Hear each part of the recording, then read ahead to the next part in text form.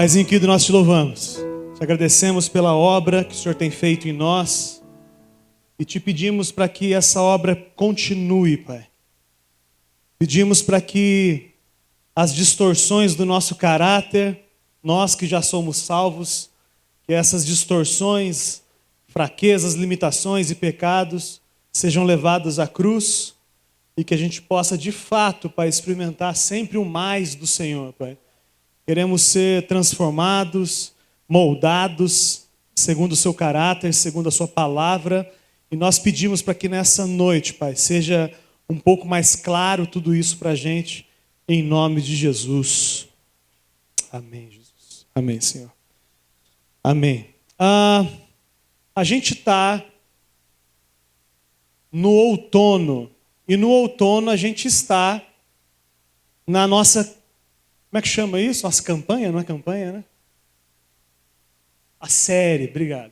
A nossa série de outono, que é Viver é Cristo. Hoje o título da nossa reflexão é Você não é brasileiro. Você acha que é, mas não é brasileiro. A gente vai discutir, entender o que a palavra de Deus fala sobre tudo isso. Quando a gente pega o livro de Filipenses, que é a base da nossa série Viver é Cristo, o livro de Filipenses, como a gente já conversou, é um livro que fala de maturidade. É um livro que fala de gente madura e fala para gente madura também. Fala como é que eles são e fala para esses que são como eles ainda devem ser ainda mais. Esse é o livro de Filipenses. E todo o nosso foco, então, vai ser entender e buscar ser pelo menos igual ou muito mais do que a igreja de Filipenses. Desafio enorme, mas o Senhor Jesus vai dar graça para isso. Bom, sendo maduro, de que forma a gente deve viver? Como é que os maduros em Cristo, e entenda maduro aquele que está nessa jornada de ser forjado ao caráter de Jesus, nessa jornada, se você está mais próximo do que você será um dia, quanto mais próximo você é do que você vai ser um dia, mais maduro em Cristo você é. Nas últimas pregações, na série Viver é Cristo, a gente entendeu que maturidade é estar envolvido e engajado na obra de Cristo. Alguém maduro está envolvido e engajado na obra de Cristo. Alguém maduro é pouco preocupado com os próprios sofrimentos. É difícil essa, irmãos, mas é isso também. Alguém maduro deseja cada vez menos as coisas que acabam, segundo as pregações que a gente passou nas últimas 4 pregações. Alguém maduro deseja cada vez menos aquilo que se acaba e deseja também cada vez mais aquilo que não acaba. Isso é um sinal de maturidade. O quanto você deseja as coisas que o mundo pode oferecer é o quanto você é maduro em Cristo. Não precisa dizer amém nem misericórdia, mas você consegue fazer essa análise em você? O quanto você ainda quer as coisas que o mundo oferece é o quanto você é imaturo ou maduro em Cristo. E aí a gente aprendeu também que a gente tem que investir na nossa maturidade. A gente deve investir recursos, tempo e esforço em ser cada dia mais parecido com Jesus, ou seja, cada dia mais maduro. Esse é o seu desejo, queridão? Você quer isso mesmo? Ser cada dia mais parecido com Jesus. Isso é uma delícia, hein? Esse é um desafio. E aí, diferente da criança, nós estamos comprometidos com o reino e com a expansão do reino. Tudo isso a gente já conversou nas últimas pregações da série Viver é Cristo. Então, irmãos, quem está cansado, diga amém. Que às vezes a gente pega o irmão no pulo, assim, né? Ele nem está prestando atenção, né? O diabo é nosso amigo, diga amém, amém. Então, voltando lá, para a gente não dormir. Maturidade é viver como filhos e não como escravos. Entenda isso que a gente vai construir isso junto. Os irmãos do fundo me ouvem bem? Amém? Como antes a gente era escravo, a gente ainda traz muitas vezes um modo de pensar escravo. Ou seja, de forma errada, ok? De forma errada, muitas vezes a gente é preocupado com as nossas demandas. Ou seja, o centro da nossa vida é a gente. Isso é coisa de escravo, isso não é coisa de quem pensa como o pai. Isso é coisa de quem pensa em si. Muitas vezes, de forma errada, como a gente ainda traz uma cabeça de escravo, a gente fica aflito pelo nosso sustento, por exemplo. Quem tem que ficar preocupado com o sustento é o escravo, o filho não deveria, mas muitas vezes a gente passa por isso. A gente busca os nossos próprios interesses, a gente vive preocupado em ser perfeito, porque se a gente não for perfeito, a gente vai ser descartado. Isso é cabeça de escravo, não é cabeça de filho. Se você vive na tensão entre ser perfeito e se você não for perfeito, na sua cabeça Deus vai te descartar, isso é uma programação mental ainda de escravo, não é uma programação mental de filho. A gente vive ansioso por achar que a nossa vida está nas nossas mãos. Ansiedade é excesso de futuro. Quem muito está preocupado com o próprio futuro, acha que o futuro depende dele, esse é alguém muito ansioso. Você conhece alguém assim? Para não dizer de você mesmo? A gente está junto, então, terminando hoje o capítulo 1 de Filipenses. A gente ainda tem capítulo 2, 3 e 4, até terminar o outono. Estou achando tão legal esse negócio de mudar no outono, assim. Muito legal isso aí. Parece que é um negócio muito, né, bem preparado, assim, né? Dá a impressão de gente séria. Assim. Hã? Parece. Então, hoje a gente está terminando o capítulo 1 de Filipenses. A gente vai ler a partir do 27. Eu queria ler com os irmãos. Aqueles que acharam, leiam junto. Aqueles que não acharam, acompanhem no telão. Diz assim: não importa o que aconteça, exerça a sua cidadania de maneira digna do Evangelho de Cristo, para que assim, quer eu vá e vos veja, quer apenas ouça a seu respeito em minha ausência, fique eu sabendo que vocês permanecem firmes, num só espírito, lutando pela fé evangélica, sem de forma alguma deixar-se intimidar por aqueles que se opõem a vocês. Para eles, isso é sinal de destruição, mas para vocês de salvação, e isso da parte de Deus. Pois a vocês foi dado o privilégio de não apenas crer em Cristo, mas também de sofrer por Ele, já que estão passando pelo mesmo combate que me viram enfrentar e agora ouvem que ainda enfrento. Eu vou ensinar vocês a ler Bíblia. Toda vez que você for abrir a Bíblia, o texto, se quiser estudar um texto de forma devocional ou para pregar para alguém, faça perguntas ao texto. Pergunte sempre o texto, por quê? Para quem? Como assim?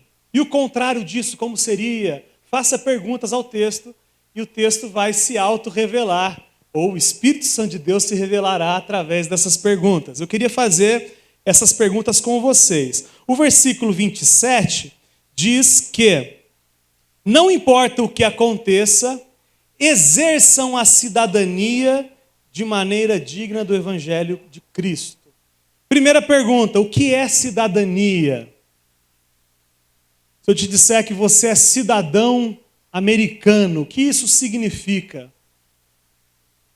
O dicionário diz que cidadania ou cidadão é o indivíduo, como membro de um Estado, usufrui de direitos civis e políticos por este garantido e desempenha os deveres que nesta condição lhe são atribuídos.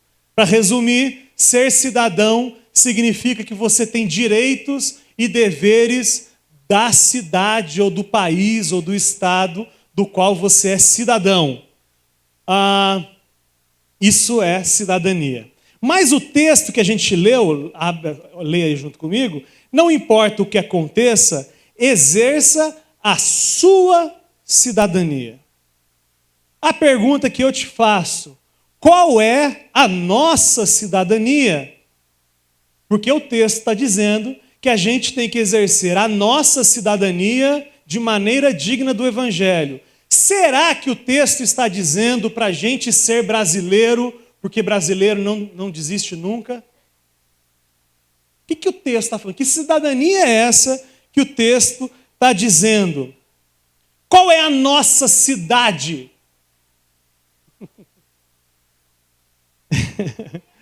A Bíblia fala que a nossa pátria não é daqui. Se vocês fossem mais pentecostais, irmãos. A nossa pátria não é daqui.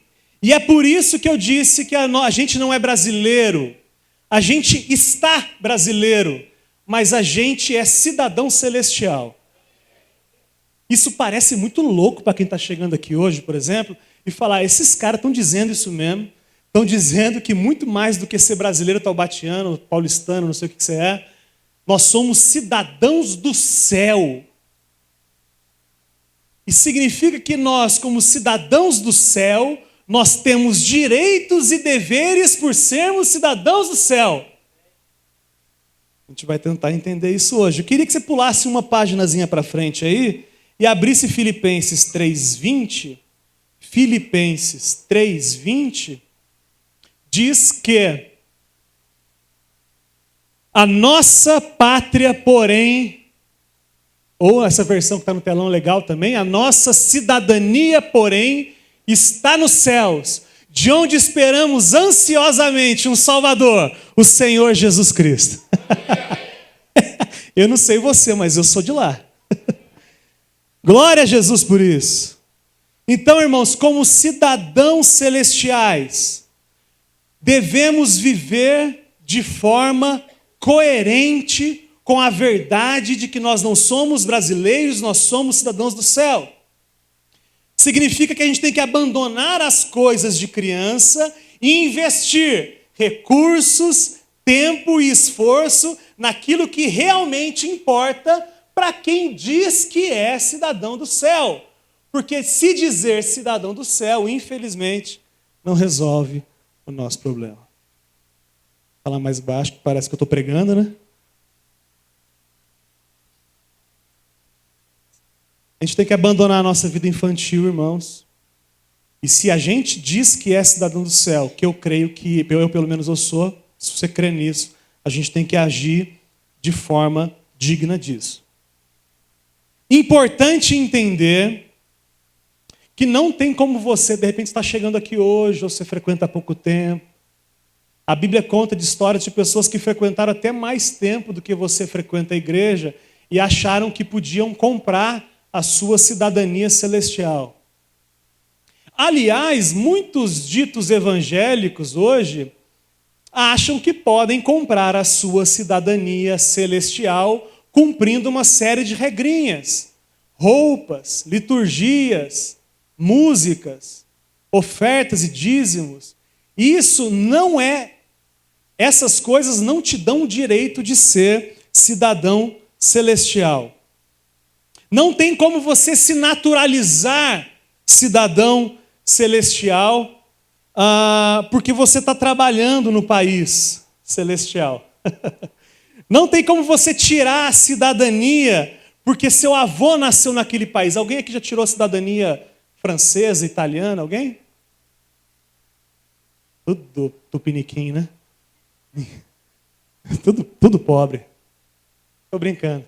Mas geralmente a gente tem um vô que nasceu na Itália. Eu tenho um bisavô que nasceu na Itália. E a gente vai lá requerer a nossa cidadania italiana. Por quê? Porque o meu vô era italiano. Deixa eu falar para você, no reino de Deus não funciona. No reino de Deus, você não é cidadão celestial porque seu vô, porque seu pai é um cidadão celestial. Não é, então, por sangue, você não recebe assim. Ou você nasce no reino, ou você nunca será cidadão dessa nação.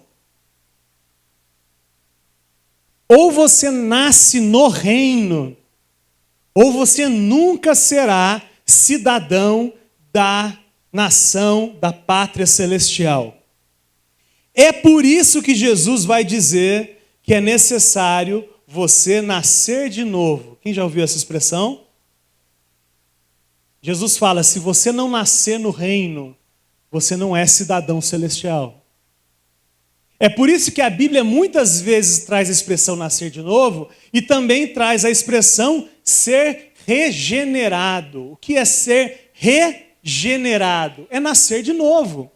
Então, se você não nascer do Espírito de Deus, Jesus fala nesse mesmo discurso, ele fala assim, todo mundo que está aqui nasceu da carne, ok? Se você cutucar a pessoa do seu lado, provavelmente ela vai sentir o seu cutucão, sim ou não? Se você cutucar e a sua mão passar, é porque é um fantasma que está sentado do seu lado. Não é o caso, não cutuque o irmão do lado. O Sandro adora. Só cutuca, por favor, o Sandro, que ele adora essas conversas. O Santo sumiu, emagreceu. Jesus fala que depois de nascer da carne, é necessário que você nasça do Espírito. Isso é nascer de novo, isso é ser regenerado. Não precisa responder assim, não precisa responder não. Pensa, você já nasceu de novo? Só pensa. Você já passou por essa experiência de ser transformado, ter um coração trocado? Porque isso não tem a ver com quantas vezes você já fez na reunião, quantos vídeos do Evangelho Simples você assistiu. Não tem a ver com quantas pessoas você pregou e nasceram de novo. Olha que loucura isso. Eu posso pregar, as pessoas nascerem de novo, e eu ter sido simplesmente usado para isso, mas eu estar fora da cidadania celestial. Então pensa você agora, sem ser como acusação, mas se essa é a sua experiência. E aí o texto continua, quem está com o texto aberto aí, o 27, fala, exerçam a sua cidadania de maneira digna do Evangelho de Cristo.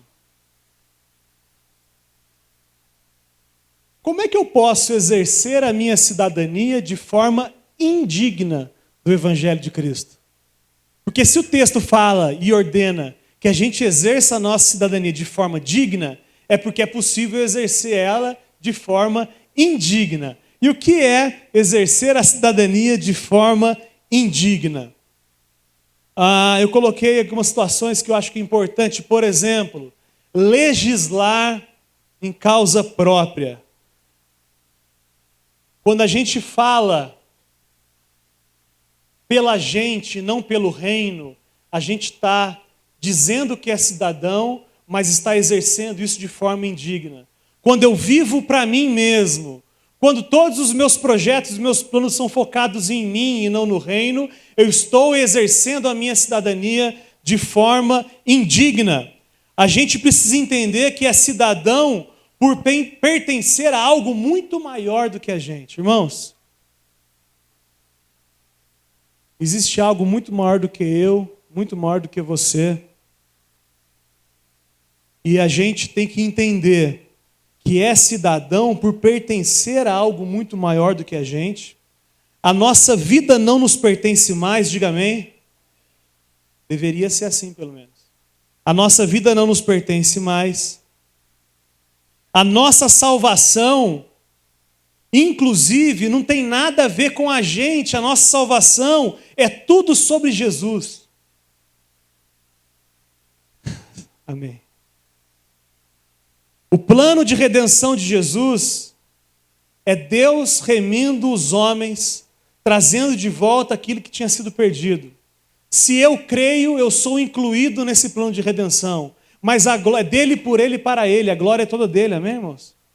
Mas se eu não creio, eu estou fora desse processo. Não tem a ver comigo, tem a ver com Jesus. Exercer a cidadania de forma indigna é usar textos coletivos como promessas individuais. Richard fala isso. Usar textos coletivos de maneira individual, aquelas promessas que são para a igreja, eu assumo como minha. Você quer ver outra coisa? Um exemplo legal? Davi e Golias. Quem conhece a história? Amém. Sempre que nos contam essa história, falam que você é o Davi, que você tem que encarar o Golias. E que se você tiver muita fé, o Golias vai morrer. Estou errado? Só que não é isso que a Bíblia fala. Eu, na verdade, estou escondido atrás do monte lá, morrendo de medo. O Davi é o Senhor Jesus. Quem está lutando com o gigante e vencendo é Jesus, não eu. Eu estou lá escondidinho, os irmãos de Davi escondidinhos, morrendo de medo lá. Aí eu pego essa história e digo assim, não, eu vou vencer, eu vou para cima, eu vou fazer acontecer. Porque afinal Deus me ama, Deus está comigo, Deus vai me dar a minha vitória.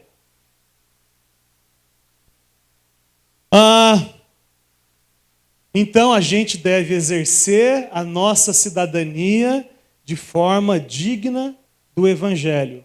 Digna de quem? O quê? Vamos comigo. Digna do que o texto fala? Digna do Evangelho. Então quem define o gabarito, o parâmetro de viver de forma digna, não é as suas ideias, não é a sua maneira de encarar a vida, não é o seu jeito de entender a relação com Deus. Viver de forma digna é viver de forma digna do Evangelho. Quem define como você deve viver não é você, não é o seu pai, não é a sua tradição religiosa. Quem define como você deve viver é o Evangelho. Ele é o parâmetro. Não precisa abrir, estou preocupado com o horário. 1 Pedro 2,9, de cabeça, diz assim, quem conhece, vai comigo. Vocês, porém, são geração eleita, sacerdócio real, nação santa, povo exclusivo, para anunciar as grandezas daquele que vos chamou das trevas para a sua maravilhosa luz. Para que é que você foi resgatado da sua vã maneira de viver? Para proclamar o Evangelho, do jeito que o Evangelho diz que a gente anuncie. Quem está comigo, diga amém. Está acompanhando, irmãos? Está muito chato? Dá para ir um pouco mais? 1 Pedro 2,9. E ainda sobre o versículo 27, que a gente está lendo, a gente não mudou, está no primeiro ainda. Vocês devem exercer de maneira digna do Evangelho. O texto começa o quê? A minha versão começa assim, lá no telão. Não importa o que aconteça com vocês, vocês devem exercer a sua cidadania de forma digna do Evangelho. Não importa o que aconteça. O que pode acontecer que pode fazer com que você não viva de forma digna do Evangelho? Lutas, tribulações. Se eu ouvir um Evangelho que dizia que eu nunca teria aflição, e quando eu tenho, eu facinho abro mão desse Evangelho, entre aspas, Evangelho picareta, porque afinal de contas eu não recebi aquilo que me prometeram. Lutas, aflições, perseguições, decepções e desprezo, oposições de pessoas próximas e parentes. Deixa eu perguntar para você. Quando você creu, alguém da sua família foi contra? Não precisa responder não, só pensa. Quando você creu, gente, amigos próximos, se levantaram para dizer, você está viajando, cara. Mas o texto que Paulo está dizendo, não importa o que aconteça, exerçam a cidadania de vocês de forma digna do Evangelho. Isso é ser blindado. Esse é o seu desejo, irmão? E não importa o que aconteça com você, você caminhe sobre a rocha que é Jesus, os pés firmados na rocha, continuando sendo quem você é, cidadão do céu. No final do versículo 27 diz, permaneçam firmes num só espírito, lutando unânimes pela fé evangélica. Permaneçam firmes no mesmo espírito. Todos nós que estamos aqui, juntos, firmes, não importando o que aconteça, nós devemos permanecer firmes e unidos num mesmo espírito. Que desafiador, irmãos. Porque caminhar com gente legal é tranquilo. Caminha com o meu irmão Daniel. Não tem nenhum doce. Agora, caminha com o negão para você ver. Eu estou todo dia com ele. Andar junto no mesmo espírito é o desafio de ser igreja. É uma experiência coletiva de cidadania. É por isso que não existe cidadão sozinho. Você conhece Nação de um Homem Só? Alguém conhece? Quando Paulo traz esse ensino através do Espírito Santo para a gente, ele está nos ensinando que a nossa experiência de fé é uma experiência coletiva. Eu não sei o que seria da minha vida sem irmãos e irmãs. O Asaf fala isso e eu concordo com ele. Diga você, o que seria da sua vida sem a igreja de Cristo?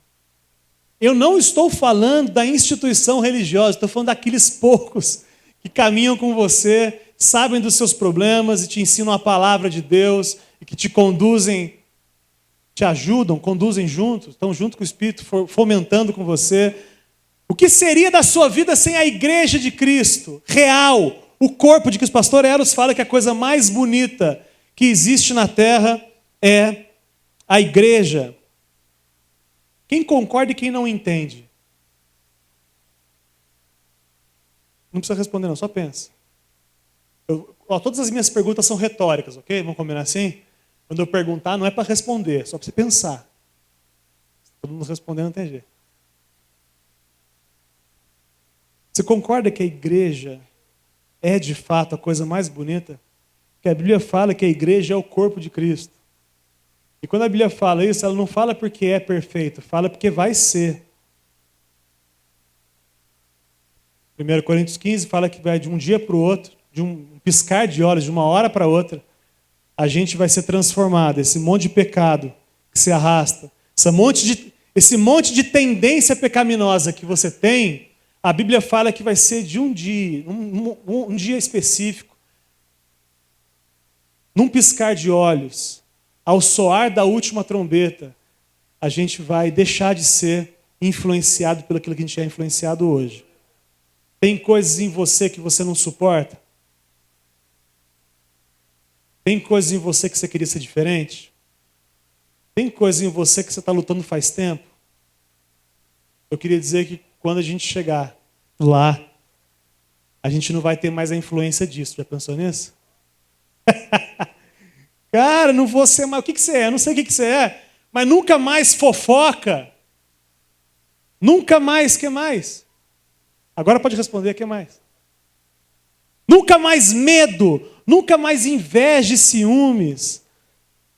Nunca mais dor. Nunca mais lágrimas. Nunca mais depravação sexual. Nunca mais compulsão alimentar, gordices. Nunca mais. Vou comer um pastel e estarei satisfeito no céu. Não preciso comer 12 pastéis. Estão brincando porque não é o pecado de vocês, né, irmão?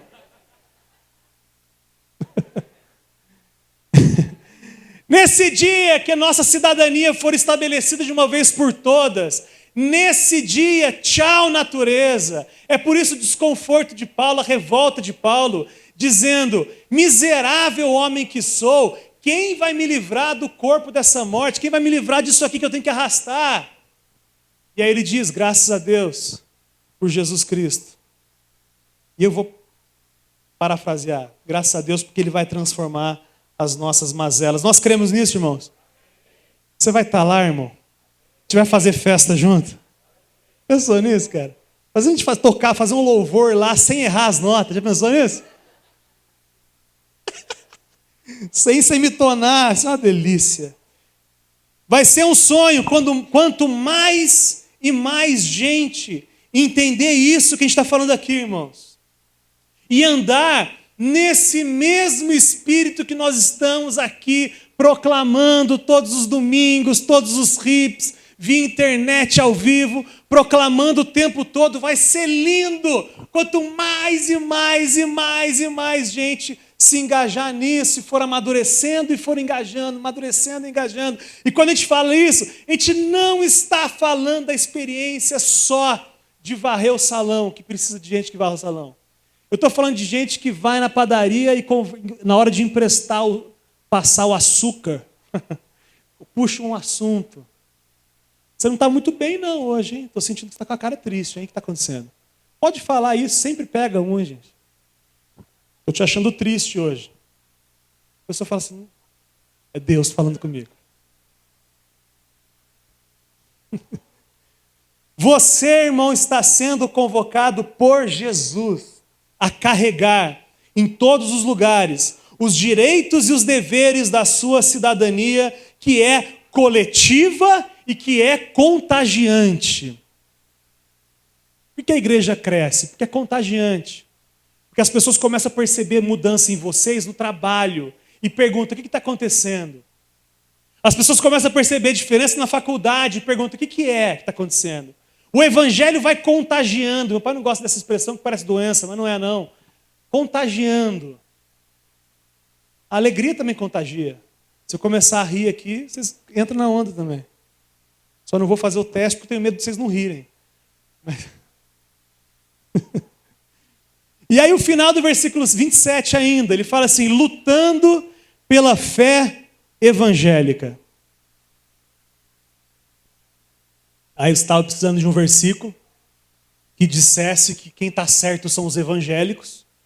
Aí você fala assim, aí ó, já peguei, já vou decorar isso aqui para dizer que a fé é evangélica.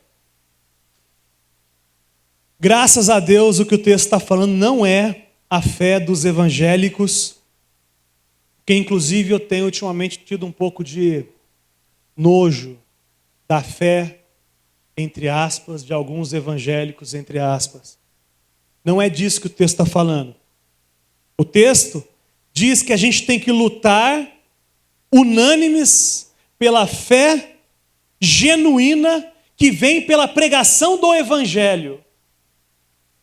A fé que só o evangelho pode gerar de forma genuína em nós.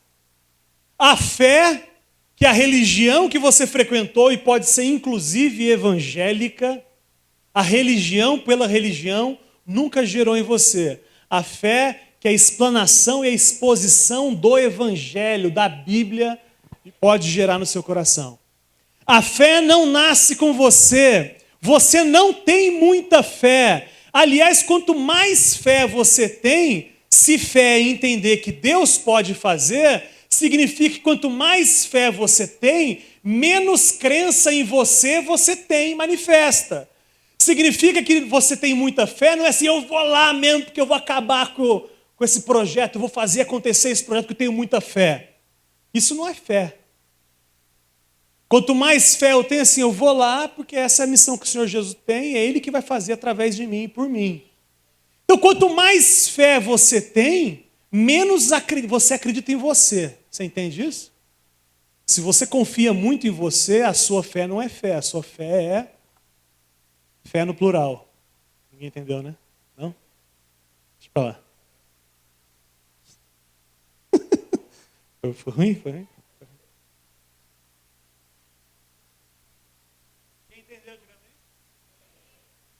Quem não entendeu, pergunta depois para quem entendeu, que a piada foi boa, eu achei. E aí o versículo 28.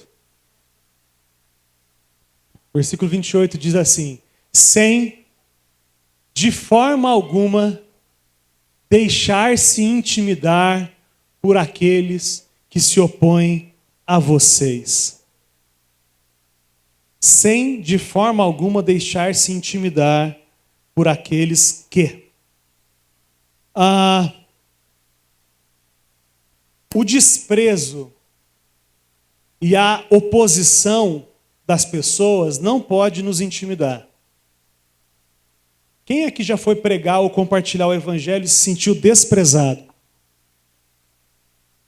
Sério mesmo? E isso fez com que você ficasse quietinho e fosse chorar na cama que é lugar quente, é isso? Não pode ser assim. Se foi, não pode. O texto de Atos 4 fala que mais vale agradar a Deus do que aos homens. Qual é a missão que ele nos deu?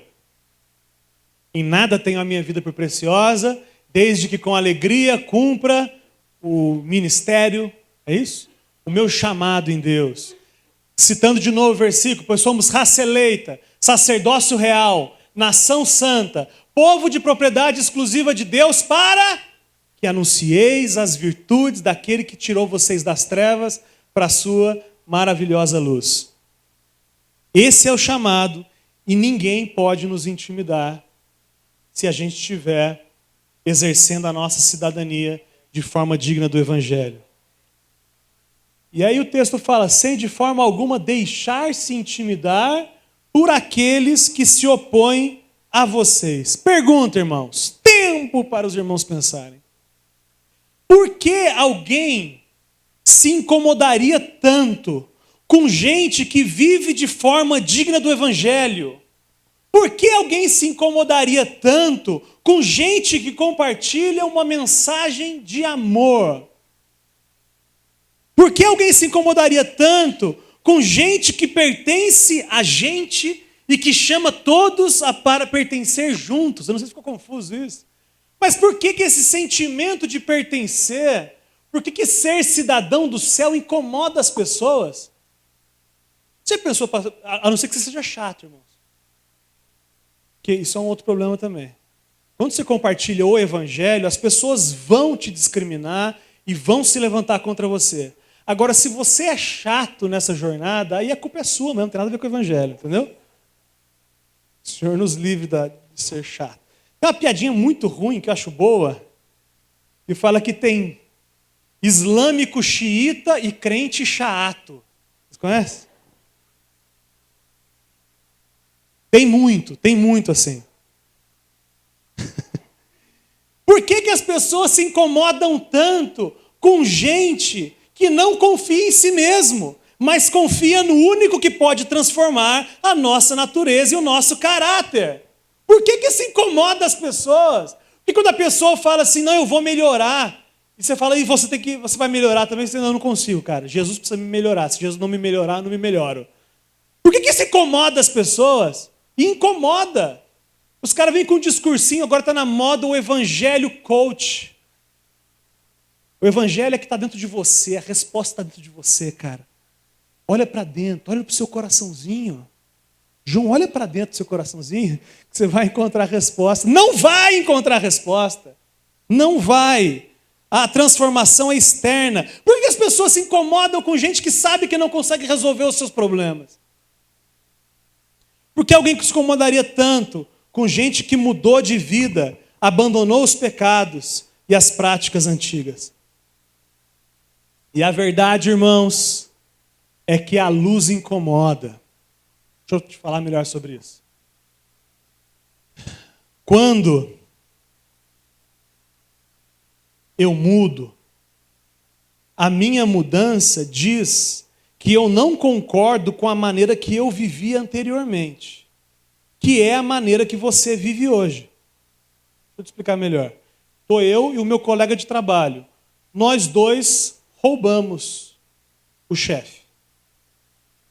Aí um dia eu creio, o Senhor Jesus me converte, e aí eu falo assim, cara, fica à vontade, mas para mim não serve mais, eu não quero mais roubar.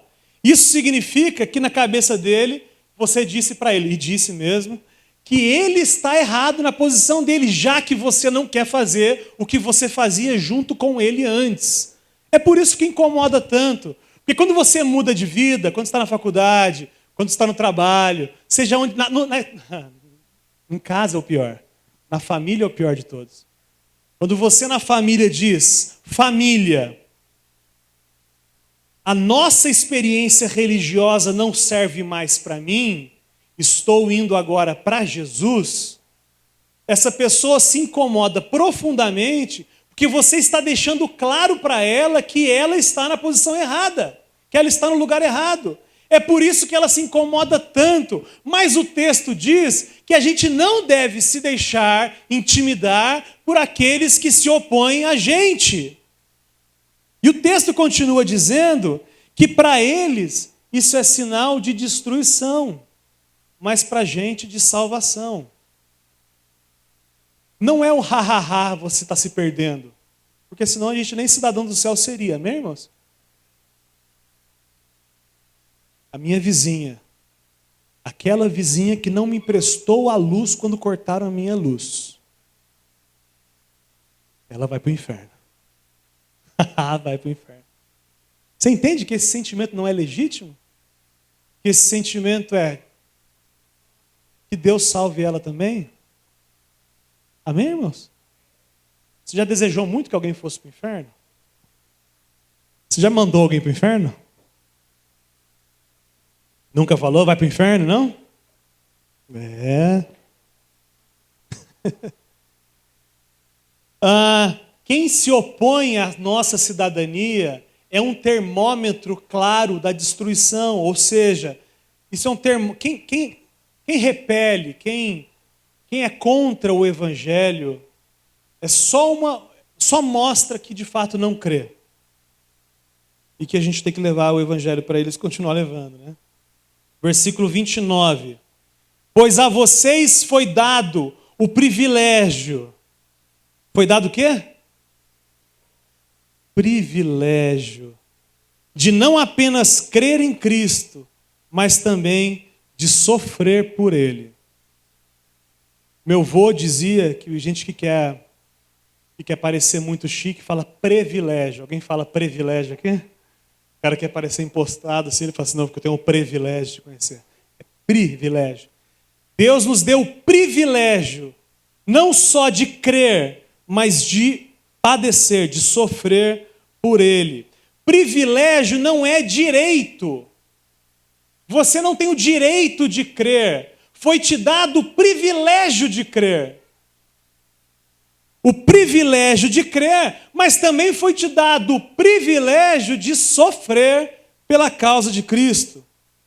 Foi-me ofertado a fé através da cruz, através da pregação do Evangelho, foi-me ofertada a fé.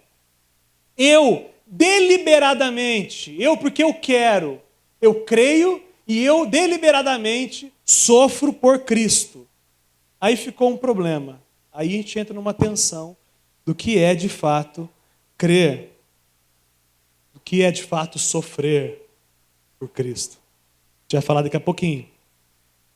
Crer e sofrer não é merecimento e nem obrigatoriedade. Deixa eu falar de novo para você entender, para você dizer amém depois que eu disser. Crer e também sofrer não é merecimento e também não é obrigatoriedade. Você não é obrigado a crer, é? Você é obrigado a crer? Você também não é obrigado a sofrer. Mas parece faces de uma mesma moeda, crer e sofrer. Parece que não tem como dissociar. O texto fala que é um privilégio, é uma honra. É sofrer no contexto que a gente leu, é sofrer pelo quê? Pense comigo. No contexto do texto, está falando de sofrer pelo quê? Não precisa abrir não, que eu estou preocupado com o horário. Colossenses 1, 24 diz, agora me alegro em meus sofrimentos por vocês. E completo no meu corpo o que resta das aflições de Cristo em favor do seu corpo, que é a igreja. O maduro é resgatado e é dado o privilégio para os maduros, para os irmãos, de sofrerem pelo corpo de Cristo, uns pelos outros. Não é alguém sofrendo por vocês, é nós sofrendo uns pelos outros nessa jornada de forjar o caráter de Jesus em nós. Pastor Dirceu diz que o corpo sofre porque ainda não está completo. Nós choramos por aquele nosso amigo que ainda não crê, porque o corpo ainda não está completo, não está pleno. A gente sofre porque tem muita gente para ser salva ainda. E muita gente para a gente levar e chancelar com a cidadania do céu. Botar um passaporte do céu, né? Ele dá um passaporte do céu para ele. O filósofo contemporâneo Richard Rivers. Richard Rivers é o Ricardo Ribeiro, entendeu? Ruim também? Estou andando muito com o Bruno, meu irmão, cara. Acho que é isso, piada sem graça. Só sofre pela salvação de alguém quem entende que é cidadão do reino. Deixa eu explicar melhor para vocês. Se você de fato é cidadão do reino, você sofre pelo perdido. E você fica revoltado e quer gastar sua energia, seu esforço, seu tempo, para que ele também creia. Se você não é cidadão do reino, se você é cidadão de uma religião, você, na verdade, acha que você é melhor do que o outro que ainda não creu, porque afinal de contas você cumpre todos os requisitos que a sua religião diz para você cumprir. Então você nem quer muito que o outro conheça, porque vai que o outro conhece e vira um crente melhor do que você, entre aspas. Vai que ele entra no contexto religioso e começa a ser um crente religioso melhor do que você é. Desesperador. E aí o versículo 30, para encerrar, diz: já que estão passando pelo mesmo combate que me viram enfrentar, e agora ouvem que ainda enfrento. Paulo dizendo para os filipenses que eles estavam passando pelo mesmo sofrimento que viram Paulo sofrer. O sofrimento, então, ele é inerente ao nosso chamado. Você é cristão, irmão? Você crê no Senhor Jesus? Qual é o seu chamado, se você crê? Proclamar o evangelho a todas as pessoas. Junto com isso virá o sofrimento, porque você vai sofrer quando aqueles que você ama, ou mesmo que você não ama, ainda não creem. A cidadania que entendemos e vivemos por fé será materializada logo mais. A gente está falando de ser cidadão do céu, e isso é por fé, que a gente se chama cidadão do céu. Alguém recebeu uma carteirinha de cidadão do céu? Alguém tem um passaporte celestial? Físico, alguém tem? Se tem, é mentira, viu? Não existe isso, não. De repente, alguma igreja estava vendendo, aí você comprou. Não existe. Nós, por fé, entendemos e cremos que a nossa pátria não é aqui. Mas logo mais, já, vai chegar a ordem para a gente voltar para casa. Enquanto a ordem não vem, a gente sofre pela igreja e prega o evangelho, amém? Mas assim que ele chamar, eu quero ir embora, amém? Ou você quer ficar? Quando Jesus voltar, você vai ficar feliz? Eu vou subir feliz. Você vai ficar, eu não sei. Piadas, é que eu estou muito engraçado hoje. E para encerrar de forma devocional e gostosa, eu queria ler um texto com vocês que fala desse chamado para casa. Eu quero voltar, quero ir embora para casa de novo. Que é Apocalipse. Que é Apocalipse 21. Texto conhecido, mas é apaixonante. Quem aqui é cidadão do céu, irmão? Tem um lugar preparado para a gente. Aliás, que ninguém nunca concebeu a ideia do que é ser cidadão desse lugar e morar nesse lugar. Apocalipse 21, versículo 1. João disse assim. Irmãos, ele não inventou essa história, ele viu isso. É isso que a gente tem que trazer à memória. Se a gente é cidadão do céu, a gente tem que ouvir um pouco mais da nossa cidade celestial. Versículo 21, 1. Então vi um novo céu e uma nova terra. Pois o primeiro céu e a primeira terra tinham passado e o mar já não existia. Vi a cidade santa, a nova Jerusalém, que descia do céu da parte de Deus, preparada como uma noiva adornada para o seu marido. Ouvi uma forte voz que vinha do trono e dizia: agora o tabernáculo de Deus está com os homens, com os quais ele viverá. Eles serão o seu povo, o próprio Deus estará com eles e será o seu Deus. Está entendendo? Não. Ele enxugará dos seus olhos toda lágrima. Não haverá mais morte, nem tristeza, nem choro, nem dor, pois a antiga ordem já passou. Aquele que estava sentado no trono disse: estou fazendo novas todas as coisas. E acrescentou: escreva isso, João, pois estas palavras são verdadeiras e dignas de confiança. Disse-me ainda: está feito, está concluído, carimbado o seu passaporte, sua chegada lá na alfândega.